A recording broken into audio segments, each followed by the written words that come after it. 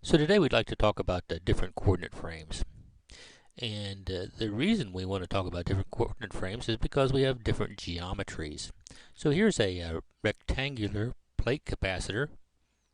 And you can see that this is X, Y, and Z. And you can see that that capacitor fits neatly into that rectangular coordinate system. And if this is positive and this is negative, then the electric field is going to point in this direction.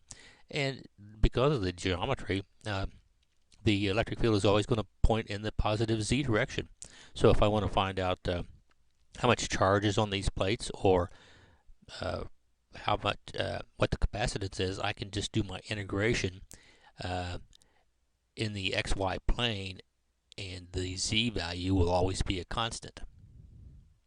But what if we have something else, like a piece of coax? Here the electric field is going to be between this center conductor and this outer conductor. So you're going to have R1 and R2, and the electric field is going to be pointed from the wire to the shell, and it's going to be the same in all different directions. So what kind of that's going to be hard to do in rectangular coordinates. So what would we actually want to do it in? Well, we would want to do it in cylindrical coordinates. And so you can see this is a cylinder. It's a cylindrical problem, and so it's going to be much easier to solve if we do it in cylindrical coordinates. And so in cylindrical coordinates, the z-axis points along the axis of the cylinder. R points from the center of the cylinder out to the along the radius, and it can be in any direction. And phi is the angle from the x-axis towards the y-axis. And here I have written down the equations to convert from cylindrical coordinates to rectangular coordinates. And so r is the radius times the cosine of phi, which is this angle. That's going to be x. R times the sine of phi is going to be the y, and the z is just going to be the z. Now, what if we have a sphere? I mean, you can have a spherical capacitor. That's what I've shown here.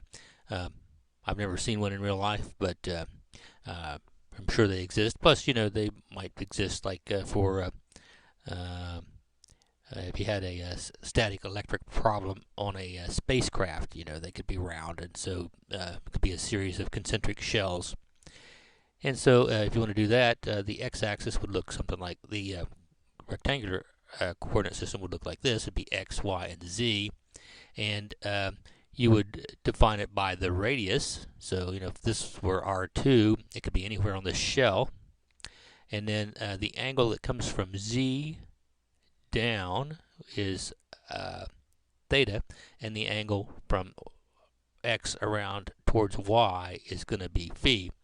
And so I was looking for some YouTube videos for this, and all the videos I found did not match what I had learned in EMAG, and so this is not the way I'm going to give you this instruction. I don't think it's the way most EMAG. Well, I've never seen an EMAG book that had this definition where this is theta and this is phi. In actuality, this is phi and this is theta. Now there is a video that you can use, but when you use that, look at that video. It's optional, but when you look at it, you just need to keep in mind that when I'm talking theta and phi, I mean this is theta and this is phi, and the video is going to be the other way around. So using my definition, you can convert from spherical coordinates to using my version of spherical coordinate system. You can convert from r, theta, and phi to x, y, and z using these equations. So it's just r times the sine of theta. What that does is that gets you this circle along this latitude, if you will. It's a little smaller than it would be, because it's not a very big circle here. So that scales it based on that circle, and then the cosine of phi, which gives you the distance from the x-axis.